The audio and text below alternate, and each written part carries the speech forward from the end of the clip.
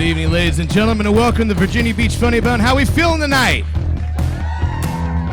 Just a couple rules before we get started. Please turn all cell phones off or on vibrate. There is no texting in the showroom and absolutely no photography of any kind. Please keep all your table talk to a minimum, and for the respect for all the performers on stage, we ask that you please do not heckle or make fun of. That out of the way, we ready to have a good time tonight? Your headliner tonight from Orlando, Florida. He is a Funny Bone favorite. Please put your hands together for Gary Minky. Special guest Lauren Lee. And your students, Robin Sievers, Ken Wasson, Cecil Eckord, Candace Berg, Nate Granger, Carol Muscalero, Brian Cromwell. And please welcome to the stage the instructor of the Virginia Beach Comedy School, Tim Lulis. Welcome everybody. Virginia Beach Funny Bone Comedy School graduation. Give these guys a round of applause, everybody. Thank you guys for coming out tonight. Let me get a gauge. Who is actually here to see a family, someone in the family or friends? Who's actually to see it? All right. All right. Who's here? Who's never been to a graduation show here at the Funny Bone that doesn't know any of the students? Give me a round of applause. Okay. All right. Well, ladies and gentlemen, tonight, these guys have been working for 8 weeks to learn the craft of stand-up comedy, okay? You can't teach funny, but you can teach how to be a comedian, and that's what this class does. So we taught everything from how to write a joke, how your stage presence, how to build a set, material, and everything. This stuff is not easy, what you're going to see these folks do, okay? Let's give them a round of applause for that anyway, just to be brave enough to take this class. Also, this is not the night to heckle. The security is on it. It's not the night to heckle. And please, if you heckle a brand new person doing stand-up comedy, I like to quote Chris Rock. It's kind of like calling double dribble on a retard. You know what I mean? So seriously, there's no need for that. These guys are brave for just getting up here and trying to stand-up comedy. I'm telling you. Thank you very much. Stand-up comedy is not easy. It's an art where you actually got to change someone's mood. It's not like music that's all universal and all around you. You can talk and have a good time. So please keep your table talk to a minimum, your laughter to a maximum, and we're still going to have a good time. And just one real quick thing. The past 8 weeks, like I said, what we did, we taught how to write a joke. We taught how to put it on stage, how to deal with crowds. One thing that makes this class unique is we have a very famous week called Hell Week, which is our fifth week, where we get local comics and actors to come in here and mess with the students and heckle them, and it really helps to build their stage time. You may have seen this on Channel 10, Wavy TV 10 did a special on this. So they are tested by fire. They've gone out and they got in front of a live crowd around a bunch of strangers at an open mic. So now they got their sets ready to perform up here for you guys. So you guys are going to have a good time tonight, right? All right. You're going to laugh at their jokes, right? All right. I promise you, these guys, they are very creative. They wrote all this stuff themselves. So you be very proud of them. First, what I'm going to do is I'm going to bring up the MC of this class. He's a former student. He's gone on to do quite a lot of big things. He's been getting his way into a lot of the clubs on the East Coast and all over through Virginia. And just got back from L.A. where he did a couple clubs out there as well. You guys are going to enjoy him. Everybody, welcome to the stage. Your host and MC, Joe Palilla.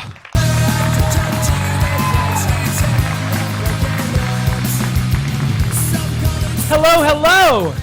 It is so good to see you guys out here tonight. I'm happy to be here. Appreciate Tim asking me to do this and the Funny Bone having me. You guys, give one more round of applause for you students, please, for the students. Or now they're the comics. Trust me, I did this class. It was fun. Week 5, yeah, that was fun. I got to be on the other end. That was fun this time. So I'm gonna start off with some time. How about that, huh? Yeah! All right. I had sexual harassment training for work recently. It's always fun. I found something out, though. I found out in that training, though, that if you stare at someone for longer than 10 seconds, that's when it's considered sexual harassment. So technically, I could do something like this. 1, 2, 3, 4, 5, 6, 7, 8, 9, 10. 1, 2. Thank you for your participation, ma'am. That was good. That was good. You didn't look away. If you had the time, would have started over. It's like a sexual harassment Mexican standoff. Kept each other at bay. That's good. While I was home in California, I had a brand new iPod, 160 gigabytes. So I was getting music from my friends. I go to one friend, he has tens of thousands of songs. And rather than sift through all of them, I decided to just take his songs that were rated 4 and 5 stars. Which I thought that was a safe bet. So I'm driving in my car, listening to my new music. Song comes on shuffle. Hugs are fun. Hugs, hugs. Anybody know the children's show Yo Gabba Gabba? I ended up getting over 100 Yo Gabba Gabba tracks on my iPod. And so I went back to my friend. I was like, what's up with all the Yo Gabba Gabba? He edits sound for TV shows. So he was like, oh, I was working on it. So I rated it. But don't let anybody hear it because it hasn't been aired yet. So y'all, I got that unreleased Yo Gabba Gabba. Get at me. That shit is hot. Shit ain't even dropped yet. First 10 people to buy the album get VIP passes to the release party at Broby's Mansion. I hear Fufa's gonna make a special guest appearance.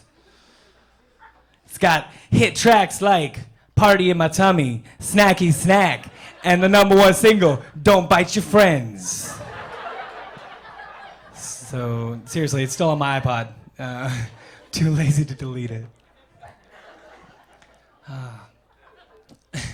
So when I was born 9 pounds 10 ounces. I was a very large baby. But after a month, I weighed under 9 pounds because when my mom would feed me, I would immediately throw up. It should have been that's not funny. It should have been apparent that I was not gonna like boobs later in life.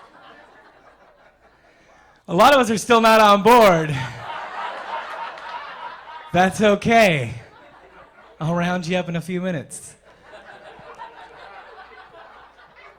I was also raised Mormon. Yeah, usually the reaction I get, oh, sorry. Feel bad for you. Feel bad for me too. I saw an ad on the internet recently and said, Mormons believe in Christ. I think they were missing a very important subtitle. And a lot of other messed up shit.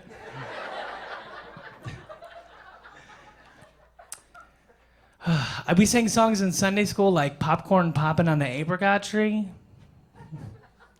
It's true. Popcorn popping on the apricot tree. All right, I'll sing a little bit for you. I looked out the window and what did I see? Popcorn popping on the apricot tree. We all sang that while we danced around the sacrificial virgin. I'm kidding. That's a joke. Mormons do not sacrifice anything except for young women to early marriage and teenage pregnancy.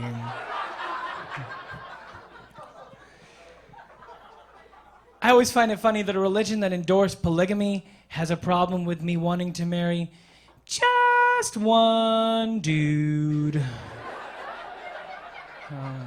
We're all on the same page now, right? All right, one more thing before I bring your first comic up this evening. When I don't know the lyrics to a song, I just shmena the lyrics. I'll give you an example. 'Cause all of me loves all of you. Shmana, shmana, shmana, shmana, shmana, shmana. See, I didn't skip a beat. Just we can go on, we can go about our business, we can get on with our lives. Or like, we don't care, we're driving shmananas in our dreams. You guys are like, Joel, the words Cadillac, we've heard it 47 times on the radio. I was like, I know, I just wanted an excuse to say shmanana. Deal with it.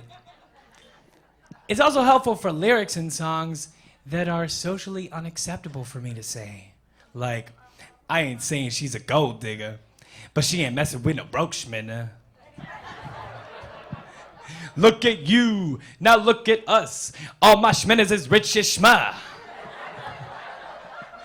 And if you don't know, now you know, schminner. All right, you guys have been wonderful. You guys have been awesome.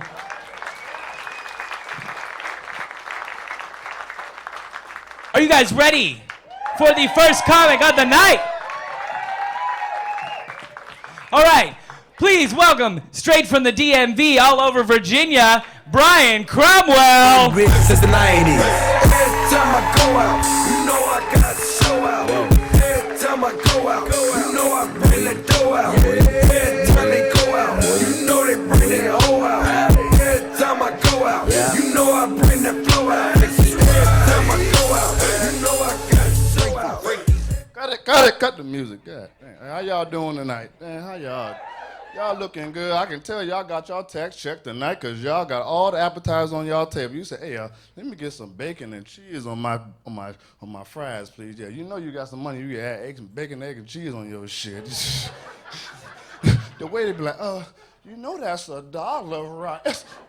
You know I got my check. Hey, give me that bacon egg on my shit, please. Talking about some it's $1. I got $1 in my pocket. Shoot. But yeah, how y'all doing tonight, man? I am single. Single is a bad life, man, because you a single, anybody single out here? Don't clap for it if you are, because it's that shit not, just don't laugh at that shit. That shit not funny, no. Single life, man, you're lonely, your wrist gets, the diet is horrible. My diet is DiGiorno frozen pizzas, oodles and noodles, hot dogs. Some girl cooked me spaghetti with ketchup on it. I said, what is that? This spaghetti sauce. What is, you can't, this is ketchup. Wow, you need it. I said, this could be us, but you don't know how to cook my spaghetti right. Yeah, bye. Shoot, spaghetti. That's my spaghetti. That's my favorite meal, though. But yeah. I like to go out, though. Going out, this will kill your pocket, though. I like to go to the Chinese lady every night. I turn up every now and then, go to the Chinese ladies, And ain't no wrong with, eating the cat you just ran over on your way to work in the morning. When you look at the Chinese lady, hey, where you get this meat from? She turned her head to the side like this. When a Chinese person turn their head to the side like this, you better run, because they about to bring the Bruce Lee spears on your ass, and they about to kick everybody's ass, yeah. They turn that neck to the side, yeah. Jet Li, Jackie Chan, all the Chinese people coming out to whip your ass, yeah. Run. General Tso's is not that good to me. No. I'm good. I'm going to cook these oodles and noodles Oriental style. Got these sausages I'm going to cut in this shoot. Yeah. Man. I ain't had a woman serve me nothing since last time I went to McDonald's.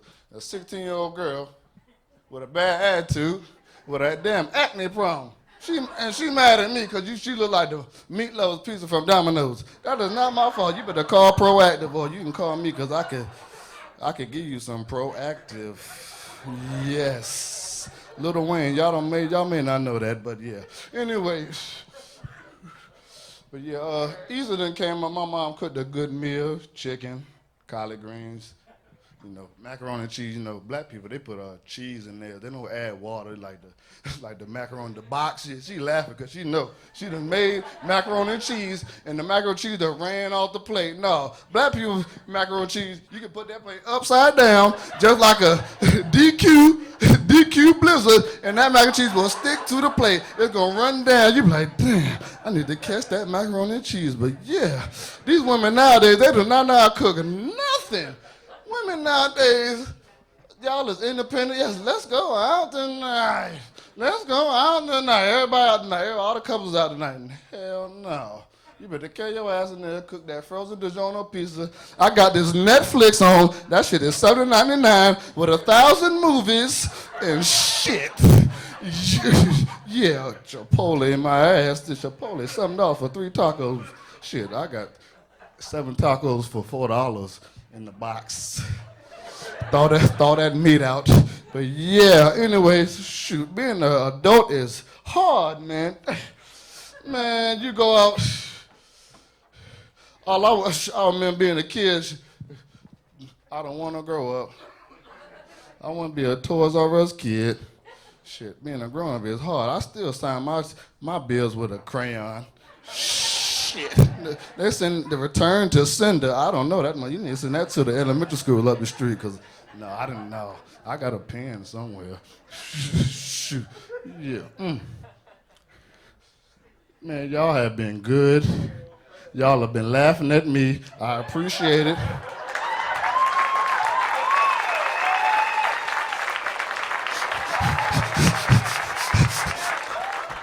God damn.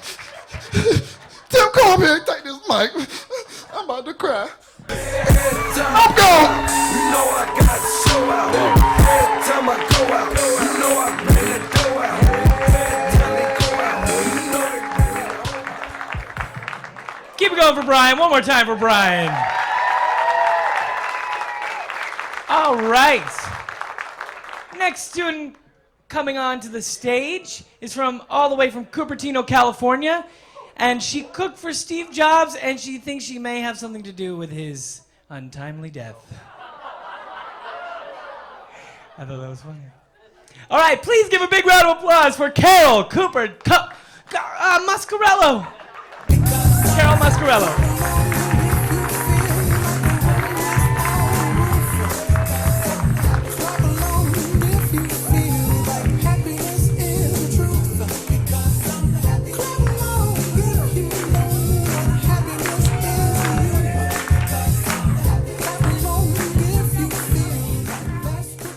Well, hello, thank you. Thank you to everybody for coming out and the Funny Bone for having us. Again, I'm Carol, and I'm 60.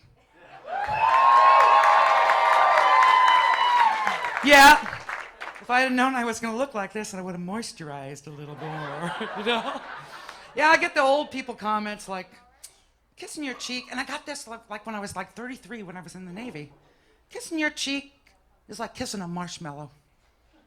Or a prune. Or your house smells like diapers and farts. But it really doesn't, trust me. It smells like Bengay and cat piss. Yeah. But I'm used to those comments, but the biggest... Thank you very much, that's so cool. But the biggest flack I get about my taste in music is about my taste in music. I am a Nickelback fan. Yeah, good. Animals, you know. Yeah. But I also like Lady Gaga. I think Lady Gaga is a really nice person, and people know her about her weirdness and whatever, but she's a beautiful lady. She really is. And what I really like about it is, have you seen the new Kia car commercial with the gerbils? Dressed up in tuxedos, probably rented from Richard Gere. I live for the applause, plus, live for the applause, plus. Yeah. And here's another one. Granny also likes 50 Cent. Yeah. Saw him on Oprah one day, and I think he's a pretty nice guy. Good looking to me. And, good businessman, but I decided to go online and look up a little bit of its lyrics. So I found this song called My Life. Does anybody know it? Really? Okay.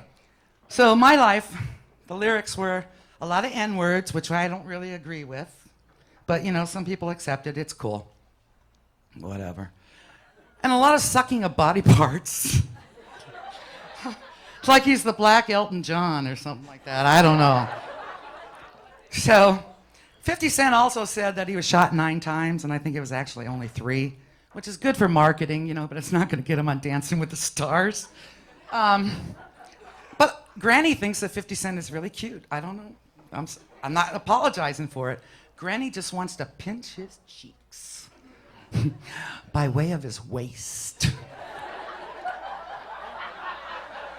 Some of you got that? Okay, it's my fantasy. I never had kids, which is probably a good thing, thank God, you know. But my idea of perfect parenting came from Full House and the Tanners. Remember Becky Tanner? Little bitch. She probably ate right, you know, exercised a lot, drank a lot of water, produced like 2 beautiful twin boys. My kid would have to filter what? Taco Bell, Smirnoff, and the occasional bong hit.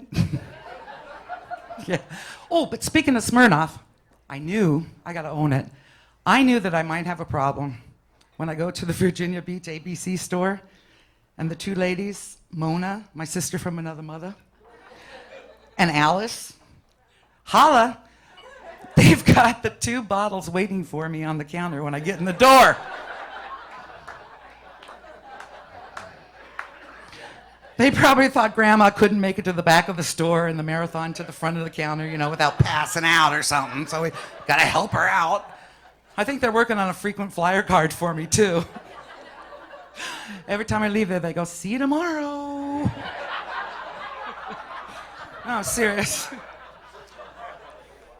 I was married once. First time, 42 years old. My husband was 31. Yeah, I gave it a shot. But I couldn't get used to somebody staying at my house and putting their feet up on my furniture and using my shampoo. Oh, not my husband, his girlfriend. Yeah. Had a boyfriend in the 1st grade. I loved him, but he was such a geek. He looked like a hillbilly. Does anybody know what hillbillies are? Oh, thank you. You're an older audience. He had like Coke bottle glasses. He had suspenders and little 3/4 length pants. But I knew when he put that Pharrell Arby's hat on, oh, this kid was destined to do great things. Like make moonshine somewhere in West Virginia. And I love my moonshine, let me tell you. Haven't had too many boyfriends at all through high school, but don't worry, I was a huge slut. Yeah. Haven't had sex for 8 years, and this is the God's truth. Oh, yeah. Thank you. I appreciate that.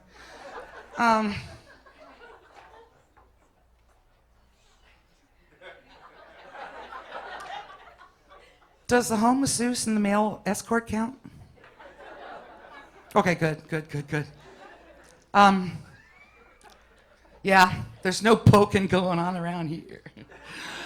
Except on Facebook and my pap test.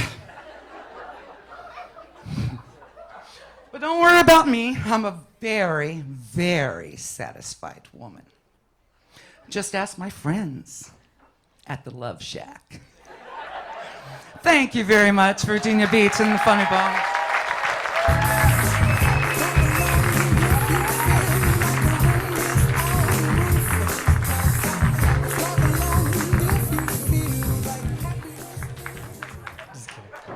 One more time for Carol Muscarello. That was the largest applause for Nickelback that I've ever heard. All right, I just want to let you guys know that you can take videos and record the students. You are allowed to do that. Just not the headliner. Do not do that to the headliner. Students are okay. Got it? Yeah. Got it. All right.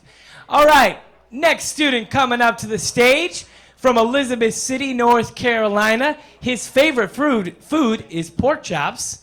Please give a big round of applause for Nate Granger.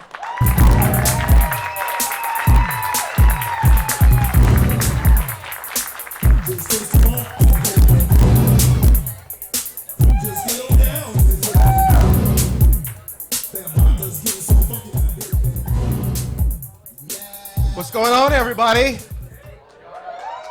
Y'all doing all right this evening? All right, awesome. Well, my name is Nate, and I'm from a little town down south called Elizabeth City, also known as Elizabeth Shitty, also known as the harbor of Hoss-Futility, and my own personal favorite, Pasco-Stank County. Yeah. I work at the Coast Guard base there in Elizabeth City, and I am a helicopter mechanic. Thank you very much. And so basically, my job is to, put the helicopters together, build them, and then take them outside, test them, because that's kind of important. And then, send them flying. And I really, really love my job. It's a fantastic job, except there's one thing that I don't like, and it's that I tend to break more stuff than I fix. Which I compensate for by ordering twice as many repair parts as I need. It's not my money. There's a couple things. My self-esteem is good, but there's one thing that I don't like about myself, and that's this thing right here. You see this thing?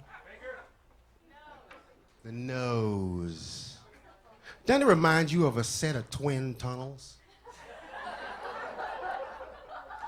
I could smell moon rocks and space debris with this thing.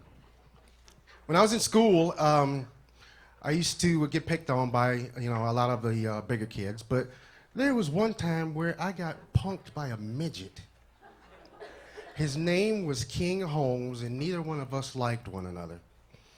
And he was about 3 feet, and I was about 4'6", and the story goes, I got a hall pass to the bathroom one day. So I go in the bathroom, I do my thing, I turn around, there's King Holmes standing there eyeballing me. So I go over to the kitchen, or to the sink, I wash my hands, he does his thing, and we both turn around at the same time, and we eyeball one another, like those two nuts in a kung fu movie, just before ass is about to get kicked. And so we're standing there, and we're doing our little thing, and he's like, "What you want, man?" So I'm like, "What's up, shorty?" And so he's talking a bunch of crap, and I ain't trying to hear it. So, I'm thinking to myself that I'm going to get him down before he gets me. Now, this was back during the day where Mama used to dress me to go to school. The corduroy pants, the button-down shirt with the butterfly collar. And I had on these shoes. They were dress shoes that come to a fine taper in the front. I was ready to go. So I'm going to get him before he gets me. Well, I go running towards him, and I get about 3 feet off of him, and I do a roundhouse kick to take him down. And he grabs my foot, punches me in the face twice, and proceeds to beat my ass all over that bathroom. When he gets done, there's half a collar on the wall. My toe is busted off on my pointy toe shoes. It was ridiculous. Let me tell you, never give a midget an appendage. Don't do it. I was on my way to comedy school. This comedy thing was really good for me. And I was on my way. I was late one day, and I got pulled by a cop. Stopped by a cop. They're always minding my business instead of their own. Get pulled over, by the cop, and he comes up, and he looks in, and he's like, "Hey, where are you going so fast?" I'm like, "Well, I'm going to comedy school, sir."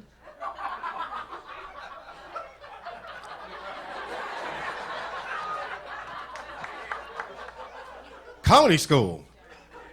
So you a comedy? Well, I'll tell you what. Why don't you tell me a joke? Why don't I tell you a joke? What is this? Cox Cable, comedy on demand? All right, fine. I'll tell you a joke, sir. How about my pencil joke? You want to hear my pencil joke? Yeah, Sure, I'll hear your pencil joke. Never mind, there's no point to it.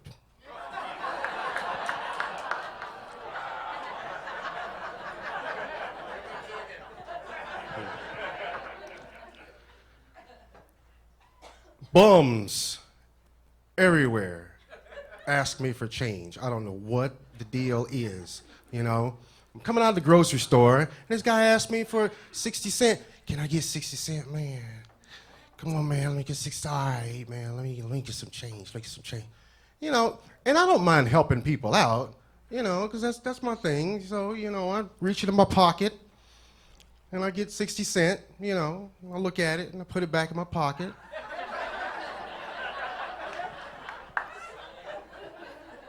And then I look at him and I say, you want change? Okay, all right, I'll give you some change. Change of perspective plus change of draws equals change of employment status, all right? All right, I got you. Got your change. Thank you, thank you. I have recently gotten into dating Girl Scout moms.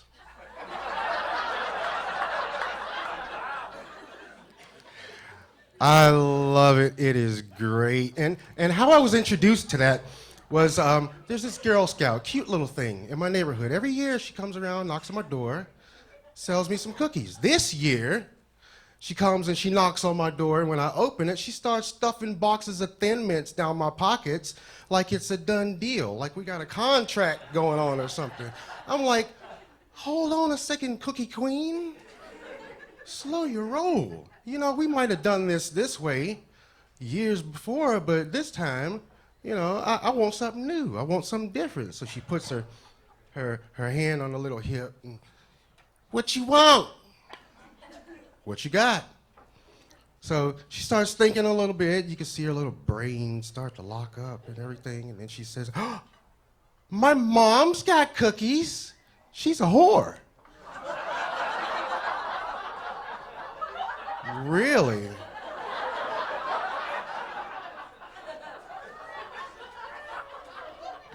Folks in town say they're the best around.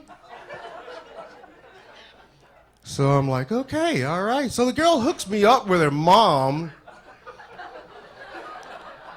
And I'm telling you, man, those cookies were good. Oh, Lord, I fell in love. Try to leave, had to go back for Samoans.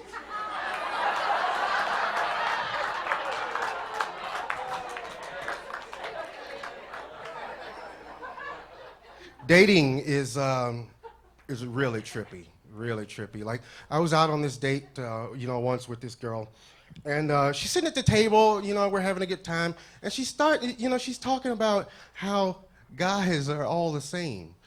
They only want one thing. I'm like, what's that? You know, the big O. The big O? What the hell's the big O? The orgasm. Oh. Yeah, just like that. You understand. I knew you were different. I knew you were special. That's why I went out with you. And I'm sitting there thinking to myself, no. No difference here. I'm pretty much wanting the same thing, you know? Because, you know, let me tell you, I'm a capital G with a big D. I'm looking to get you to the big O so I can roll my ass over and catch some Z's. Trust me, it ain't a big effing deal, all right? Thank you, guys. I love you.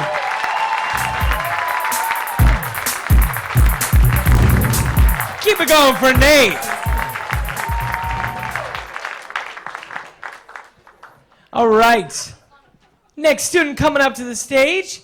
She has 3 kids, and she's currently missing a basketball game, a soccer game, and ballet recital to be here. Please Give a warm round of applause for Candace Bird. Hello.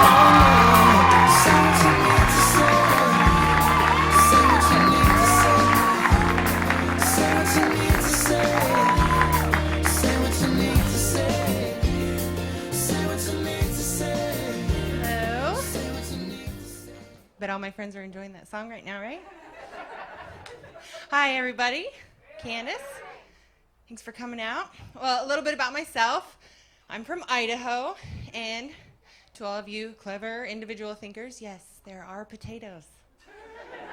But no, I was not a child bride who escaped my husband and 7 sister wives. We only had 4. And Idaho isn't just another way for a prostitute to let her pimp know that she's his lead bitch. Hey, who's gonna work the street corner for me during the hurricane? Idaho!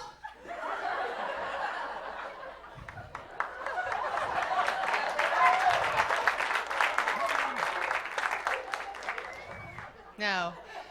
Really, Idaho was a beautiful, peaceful, quiet place. I loved growing up there, but really, when you grow up in an environment like that, I think you kind of grow up about an era behind everybody else.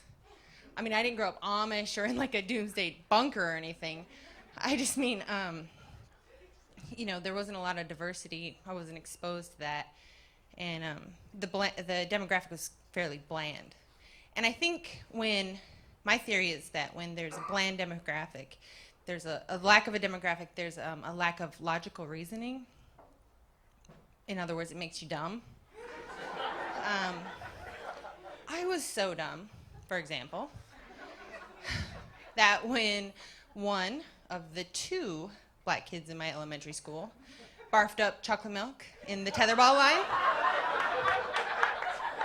Wait. I actually thought that black people could make regular milk turn to chocolate milk in their bellies. Oh boy. Yeah. Sorry. So anyways, it was scary leaving a place like that, an environment so innocent. I eventually did leave. I ended up joining the Navy when I was 17. Have you guys, thank you. Speaking of teenagers making great decisions, have you spoken with a teenager recently? I don't recommend it. If you do, make sure you add it to your resume under volunteer work or a skill.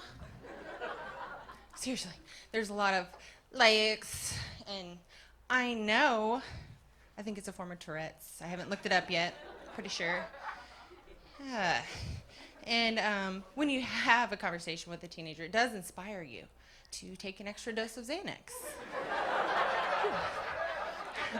And I guarantee you, if I asked my parents, they would tell me that my teenage years are when they really regretted using that pull-out method. Definitely. Ooh, sorry. So anyways, like I was saying, I left Idaho, joined the Navy, which is where I met my husband. Not really sure how that happened, actually. We couldn't be more opposite. Oil and water, fire and ice, Kardashians and talent. Big time. Straight down to our appearances. I mean, you can see me. My husband kind of has this year-round tan. He actually gets mistaken for being Mexican. Yeah. It's hilarious, though, because he'll jump in his little Ford Fiesta with like 12 of his friends.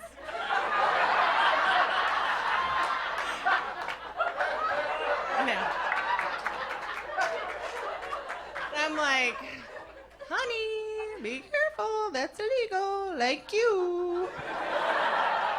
La migra. I'm just kidding. He's not illegal. He's not even Mexican. He's great at yard work. Got it. Hey. He actually gets that tan from being Bohemian, like the European country, not the rap city. So we were both really surprised when our first child was born.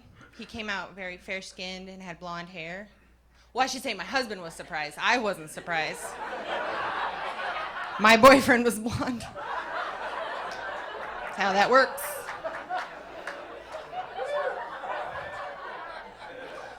No, I'm just kidding. I've been a faithful wife for almost 14 years. I know. Ooh. Yeah, and in my family, that is like making it to the Olympics. Seriously. Most marriages in my family start off with like a shotgun start. They never cross the finish line. That first hurdle gets knocked over and they sit there and argue about who's going to pick it up. The lawyers take home the gold. Every time.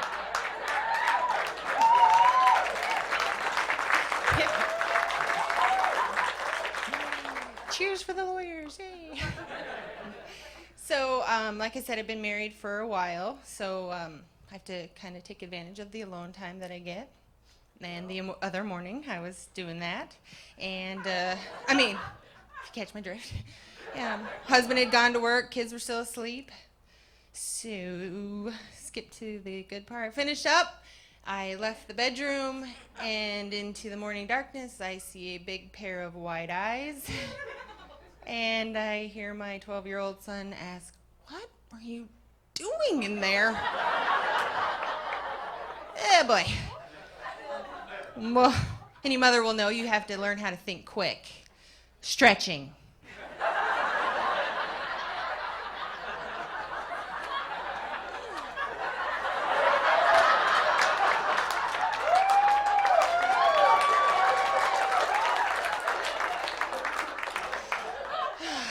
Now every morning I have to wake up and live a lie.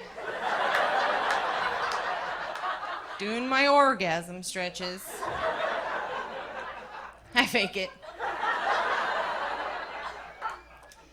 Yeah, so like I said, my husband looks Mexican. I have that familiar white girl look, I guess. I swear, everywhere I go, someone says, "Do I know you from somewhere?" It worries me. Do I look recognizable from like a PTA meeting or from amateur porn? Because I am in way better porn now. Can totally see my face. Until the end. Idaho! Thank you.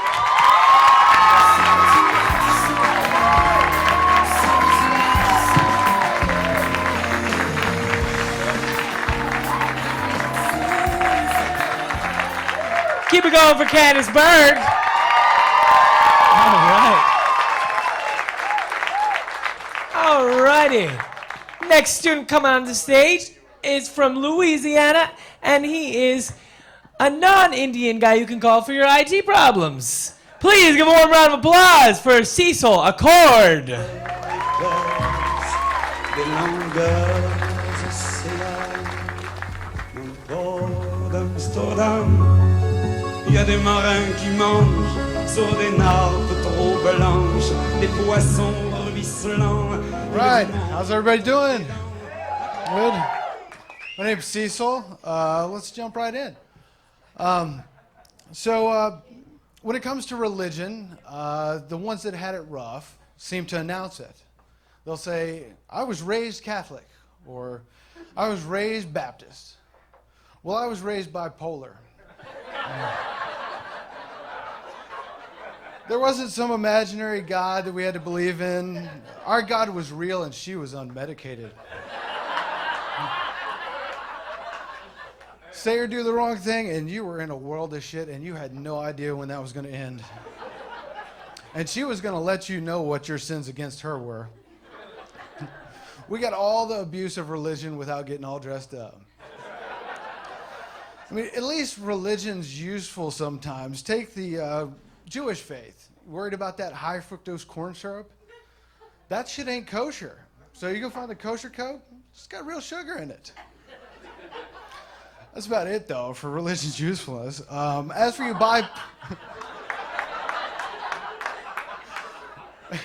As for you bipolar people, take your meds and spare us sinners. So I work in IT, and there's a few things I've learned over the years. People generally don't have a clue how to use a computer. They never did, and they probably never will. It only takes one user to do something stupid to infect everybody. And people generally think that their kid could do your job. So for about a decade, I've been telling people that I whore my computer skills out for money. But now I've been to Amsterdam a few times, and I can tell you that maybe the word whore isn't the right word. It doesn't matter if you don't have a clue what to do with a whore.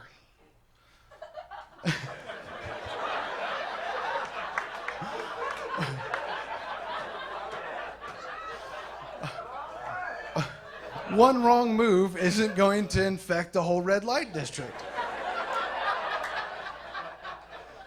And no one's bragging to a whore that their kid could do what she just did.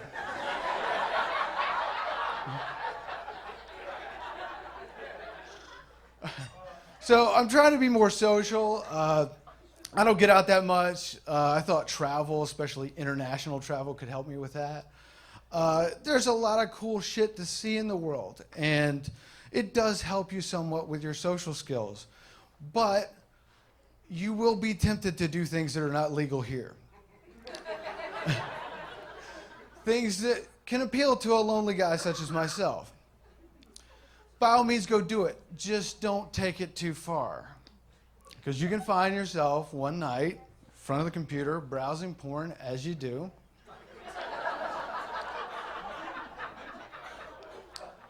And think, wait, I know that girl. No, I really know that girl. Now, if this happens to you, you might think that you're going to enjoy that clip even more. No, it's actually about the opposite. You're actually looking at it like a hawk, and wait a minute, there's one of those spots she has down there. I didn't notice those before. Maybe I should get myself checked. So, of course, only after you spent the money to get yourself checked do you run across that same clip, this time in high definition. And in HD, it's very, very clear that you just freaked out over a couple of ingrown hairs. So, yeah, travel's cool and all, but no more Czech Republic for me is what I'm trying to say. Shit like that does nothing for your social skills. Okay, so I spent a lot of time on a site called Reddit. And if you're not familiar with Reddit, it's a site where people from all over the net submit links that they like, and people vote them up or down, and it shows it to you in its order of popularity. And you can spend hours on this site. Well, about 3 or 4 months ago, I ran across the following post. Bad news, people. The Real Touch robotic vagina is no longer for sale due to patent disputes. That's right. There is, or was, I guess, a robot vagina that you could buy.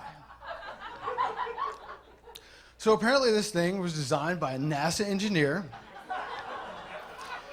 It hooked up to your computer USB, and it synchronized with pay-per-view adult films that were available on their site. And it'd been out for a couple years. It had won a couple of awards even.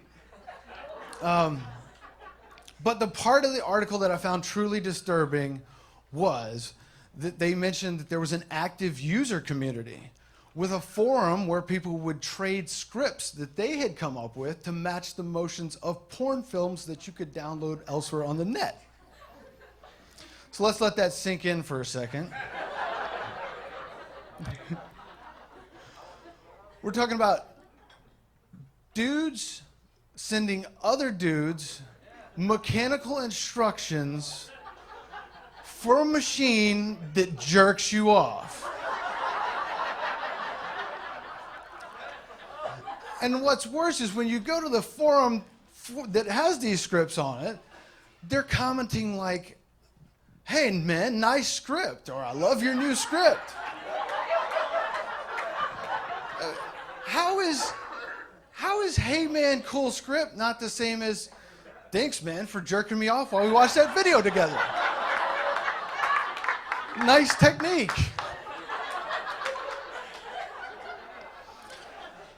You know, it's good to see the public has taken a NASA engineer's dream and turned it into a truck stop glory hole. And of course, the one time we have a chance to beat the Japanese at weird sexual shit, you can't even buy the thing anymore. It's a damn shame. So, on another note, I can't stand kids. I'm sorry, I just can't stand kids. But your kids suck because you suck.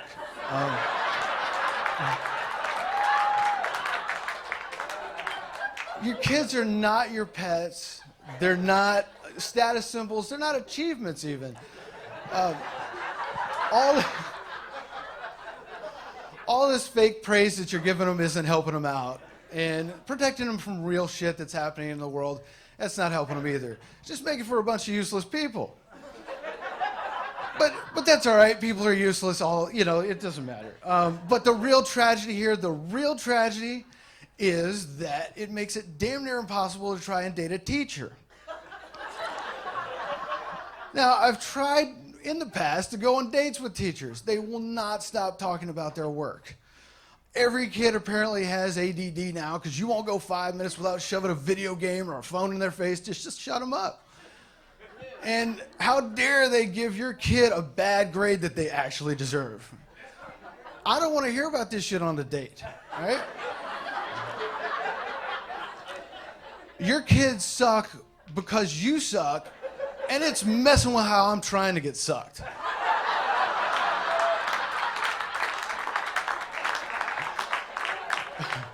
All right, that's all I've got. Y'all been great. Thank you very much, Funny Bone. Thank you, Tim.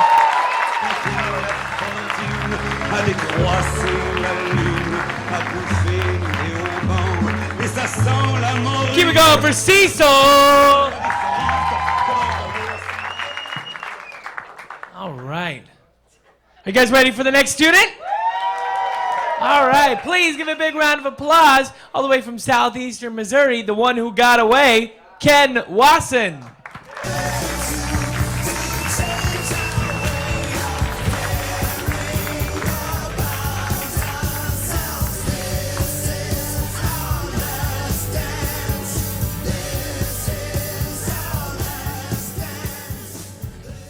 Hey, hello, Virginia Beach. I tell you, nothing builds your confidence getting on stage the first time like being called a retard. Awesome. So there's a lot of stuff going on in my life right now. It's been really hectic. For starters, at the end of this month, I will retire after 20 years in the United States Navy.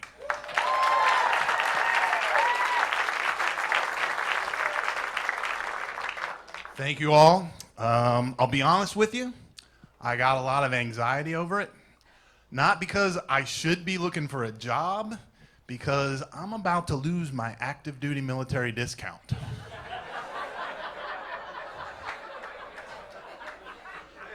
I'm single, and we know you ladies all love a sale. I can be your personal 10% off coupon.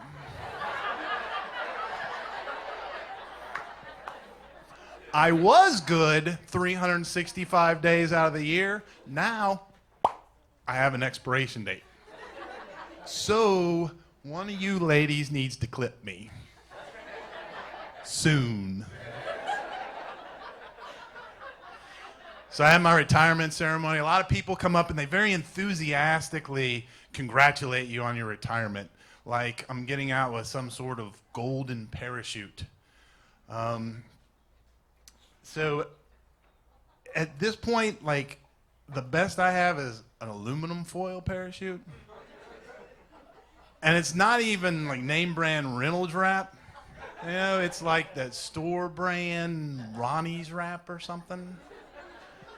And it's like, what am I gonna do? I'm gonna go play golf all day and then sail off into a Viagra commercial.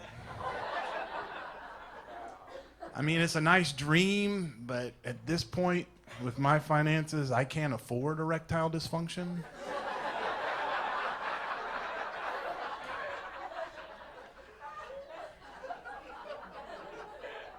And ED is in style now, right? It is trending. There are almost as many ED commercials as there are tampon commercials. And it's hard to tell which one is trying to feed you the biggest bullshit. I was married, right? There's that tampon commercial where she's in the white dress and she's dancing and there's the white puffy clouds and she's smiling.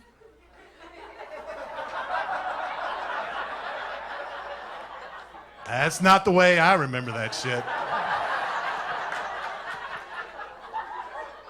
Now, I'm agnostic, which means I can't really make my mind up about God, but I've seen Satan.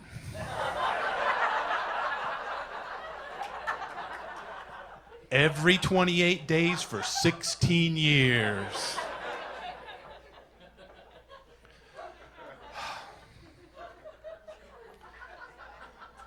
And the ED commercials are just as bad, right? So at this point, they glorify it so much, it's not really an ailment, it's a lifestyle. Apparently, poor people have built up an immunity.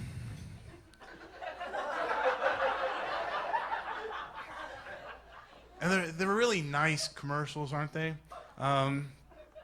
They go along, the guy's got his arms around his 55-year-old guy's got his arms lovingly around his middle-aged wife. Like, that's not how it would go if they were targeting men, right? The same guy, he'd be in bed with like a 28-year-old hottie just trying to keep up. Like, what do you mean, do it again? But they don't sell it to you with the imagery. They get you with the disclaimer. First, they scare the hell out of you to make sure they have your attention. May cause headaches, nausea, and blurred vision. Woohoo! That sounds like fun. But then they come in with the closer. In the event you have an erection that lasts for 4 hours, seek immediate medical attention. Before they get to that medical attention part, your wife is already on the phone calling your urologist.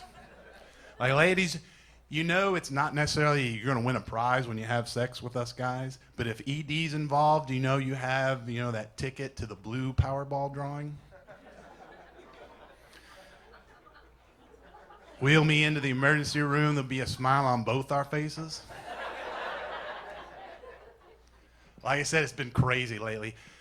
Speaking of the emergency room, I had a buddy of mine, I had to take him to the emergency room because he had a reaction to something I gave him. Felt bad. See, I didn't take the comedy school because I have delusions of grandeur on Saturday Night Live. I took the course because after 20 years in the military, I'm not going to be drug tested anymore.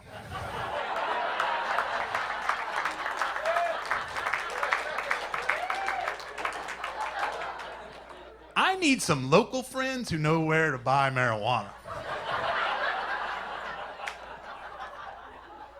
So, last weekend, I'm doing a drug deal with my buddy Tim.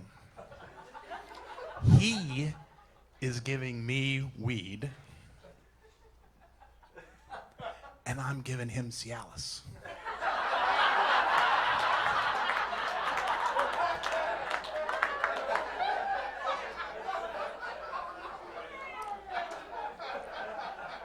And I tried to warn him about the interaction. I said, Tim, weed before Cialis, she will never leave your palace. Cialis before weed, it's really hard to pee.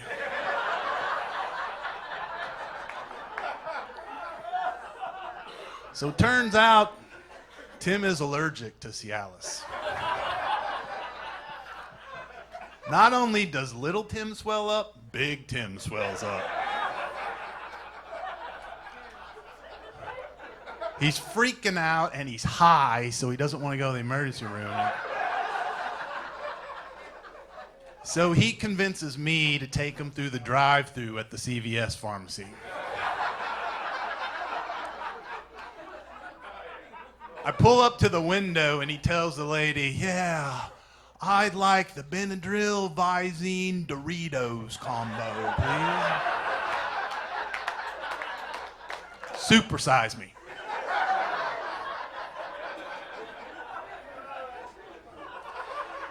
There's so much going on with me lately. I got a new girlfriend. She is awesome. But subconsciously, I think she's trying to turn me into a vegetarian. She has she does the lemon juice in her hair, and she has this coconut cucumber cream facial and yogurt on her chia pet. I call her my sexy little salad bar.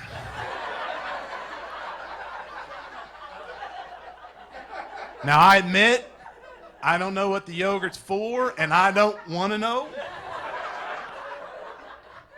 But it adds a whole new dimension to Yo Play's Boston cream pie.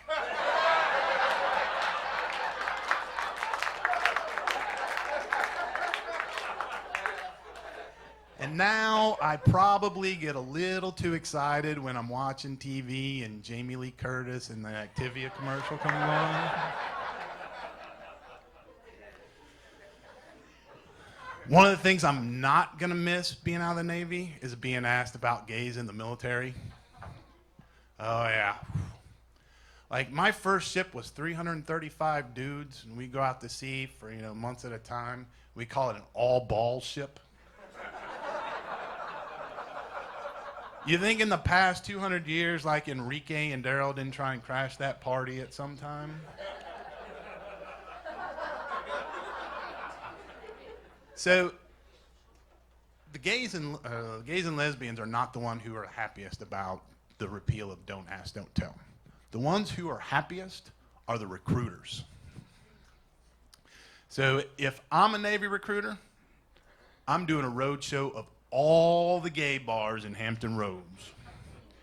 Friday night, you will see me down at the Rainbow Cactus, in front of the bar. Yeah.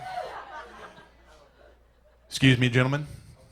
The United States Navy has immediate positions available for a hard fill in the submarine force. Your training will consist of learning how to go down over and over, deeper and deeper.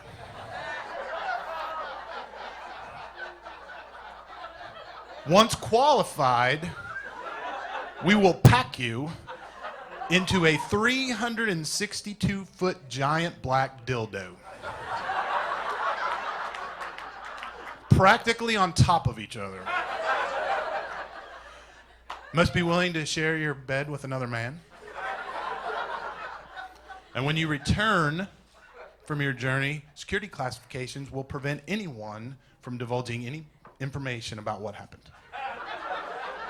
What happens on Operation Deep Closet stays on Operation Deep Closet. I'll be the #1 recruiter in the Navy. I have them lined out the door, nut to butt.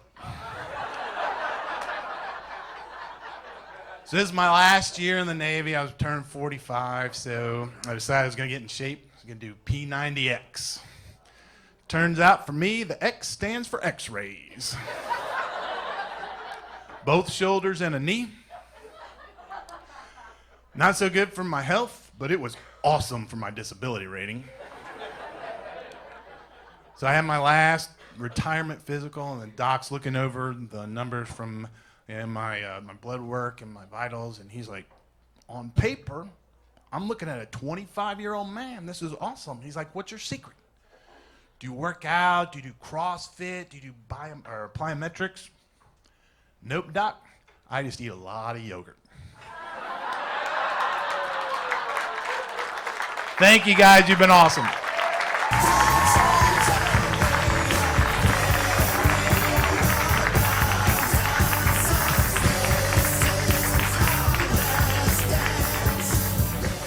Keep it going for Ken Wasson. Hey, you know what? And give it up for yourselves. You guys have been an awesome crowd tonight. All right, and your last student of the night. Yeah. All the way from Cleveland, she is a diehard Browns fan. Give it up for Robin Segberg. Let me go.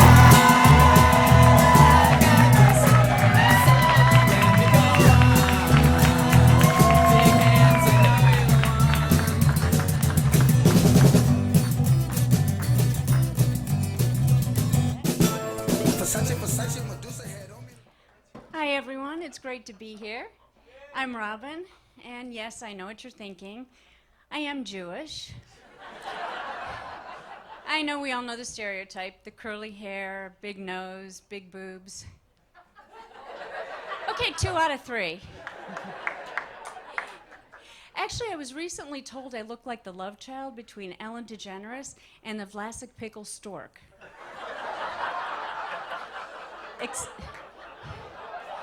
Except with smaller boobs.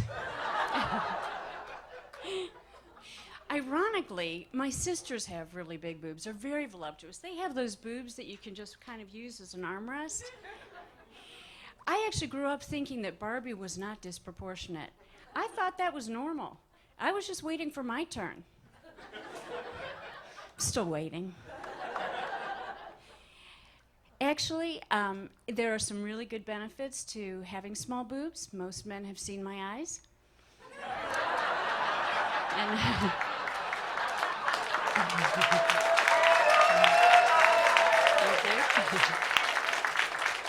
And I never have to worry about getting my nipples caught in my belly button ring. So there's that. Actually, I'm saving for a boob job. They're expensive, so I put away a little bit of money each month. And so far, I can afford one. I'm waiting for that buy one, get one. BOGO! Yeah. It's kind of funny being thin, though. Most people mistake me for one of those really active, fit, healthy people. You know, the kind that diet and exercise all the time? Yeah, I aspire to be that. So far, I'm a beer-drinking, wing-eating spectator in life. But I've gone through my share of health kicks, you know, where I start dieting and I exercise, and most recently I started taking vitamins. I ordered some vitamins online. All of a sudden, I'm getting emails for promotions on Viagra and Russian brides. What the hell did I order? So I stopped taking the vitamins before I grow hair on my chest. I kept the Russian bride.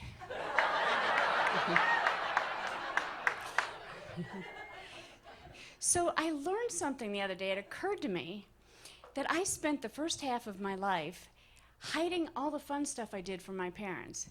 You know, sex, drugs, alcohol. I hid it all from them. Then I had kids, and I spent the second half of my life hiding all the fun stuff I do from my kids.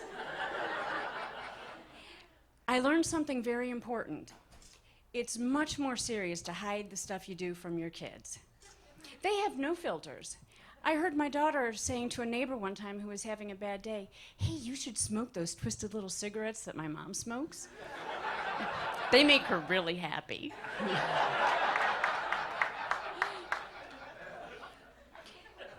So I'm separated now, and just recently started dating. I got on some of those dating websites. I'm kind of excited. I have no problem getting a first date. I put pictures of my sisters on my profile. It's the second date that's a little harder to come by. Actually, when it comes to sex, I consider myself more of a do-it-yourselfer. Not by choice. Thank God for my toolbox. Speaking of toolbox, I was invited to a Dirty Santa Christmas party this past holiday season. Now, being Jewish, I don't know all the customs, kind of learning, but I figured Dirty Santa Christmas party, that's got to be fun. Oh, I know what all you perverts are thinking. So was I. So I bought my gift, took all of, 4 seconds to wrap it, all excited to get to the party. And I put down my gift and suddenly notice these gifts are so elaborately wrapped. I mean, there's silver ribbons and lace tissue paper and even cinnamon sticks. And I'm thinking, oh my God, these guys are so funny. Who wraps fuzzy handcuffs like this? This is awesome. I'm gonna love this group. So, for some reason, we're all given a number. I have no idea why, but I take one. And the first person opens her gift, and number 1, and she gets this beautiful fleece throw. I'm thinking, okay, someone doesn't get the Dirty Santa thing, but oh well, it's kind of sweet. Second person opens her gift, and it's a bottle of French wine. Suddenly it's occurring to me, maybe it's me that doesn't get the Dirty Santa gift exchange. Third person opens her gift, it's a gift certificate. She looks straight at the lucky woman with the French bottle of wine and says, I want yours. She hands her the gift certificate, takes the French bottle of wine, gift exchange. Suddenly I get what the Dirty Santa gift exchange is. Shit. At this point, I'm sweating. With each beautifully wrapped gift that's open, I'm sweating ever so slightly more profusely. Finally, the last gift is, and obviously it's mine, it's the one with no bows and ribbons. The lonely gift sitting there, and it's the hostess that gets to open it. The one who invited me to meet all of her dear friends. Yes. And she opens the gift. It's a 10-inch penis squirt gun. It's a penis pistol. Smith & Willie. Yeah. She's looking at me beet red. Her daughter, oh, of course her daughter was there. She's red and shocked. And they're looking at me, and all I could do, and it had to be nerves, all I could do was laugh. And I laughed all the way home. Until she called me the next day, and I'm like, oh shit, here it comes. Hey, Robin, did you by any chance keep the receipt from the gift you got me last night? You know, just in case? I'm thinking, what, just in case it doesn't fit? That's all I got. Thank you very much.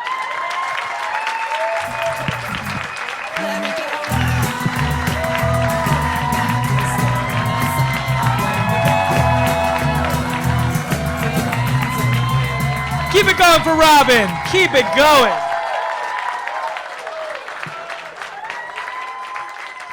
All right, and keep it going for all the students. That wraps up the student portion. That was awesome. All right, before we bring on the headliner, we have a very special guest, a former student of the comedy school. I've seen her around town. She is very funny. Please give a warm round of applause for Lauren Lee.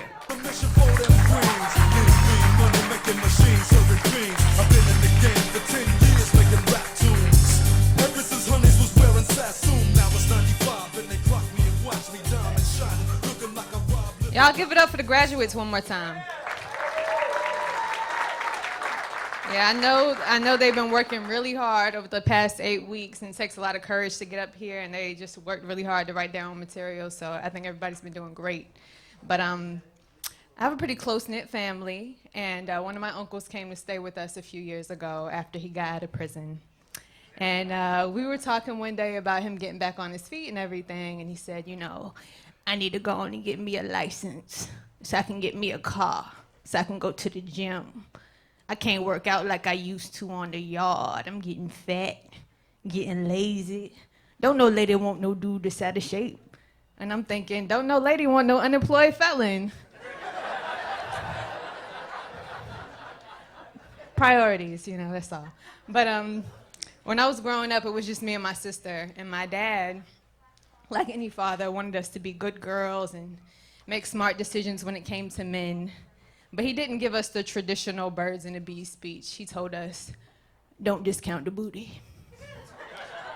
You can't discount the booty, then jack up the price. It don't work like that.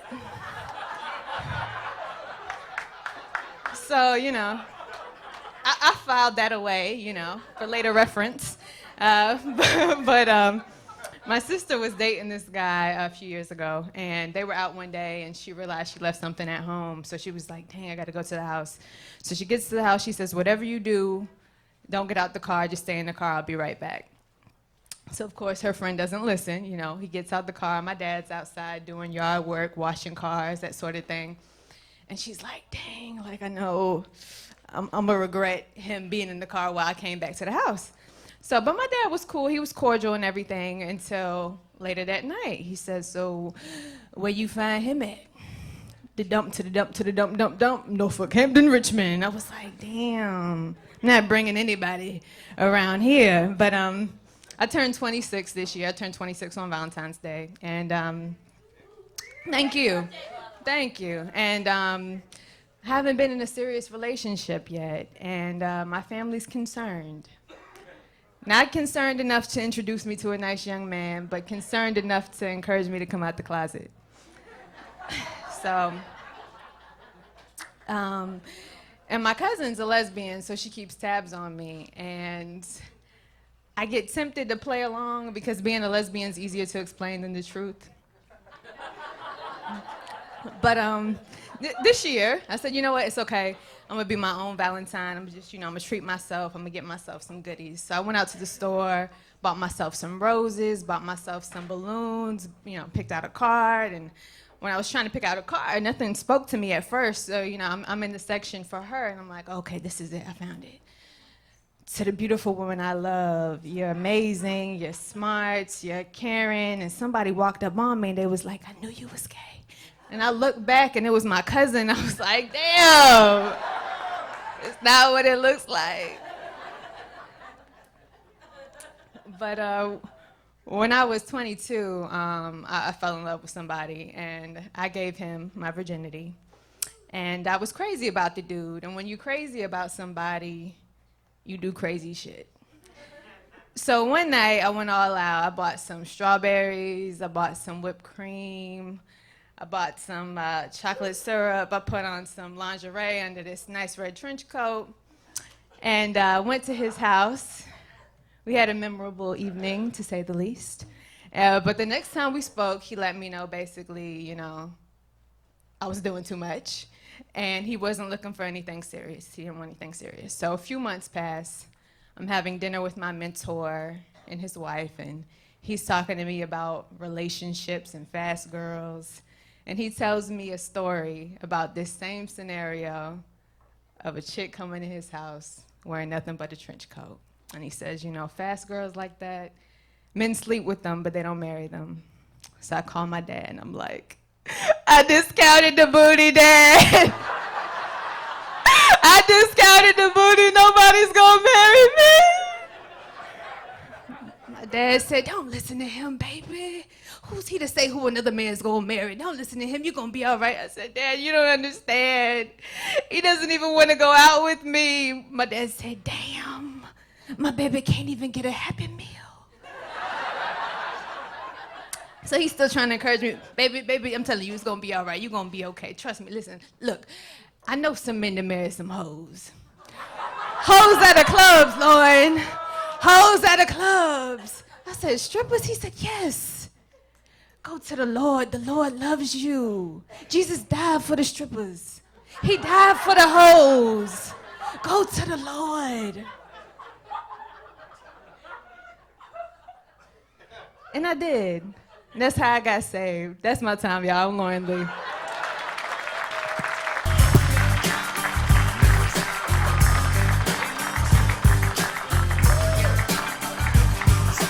One more time for Lauren Lee. Good job, good job. All right, before we bring up the headliner, a few announcements for tonight. For updates on events and shows, you can text VB Funny to 68247. 68247, VB Funny. And we'd like to thank our sponsors, Brooks Limousine and Crown Plaza Hotel. And this weekend is going to be Kier Jr. Spates from the Steve Harvey Show. All right, come check that out on the weekend. And are you guys ready for your headliner for tonight? Are you guys ready? One more time. That was good, but I need great, all right? Are you guys ready for your headliner tonight? Yes.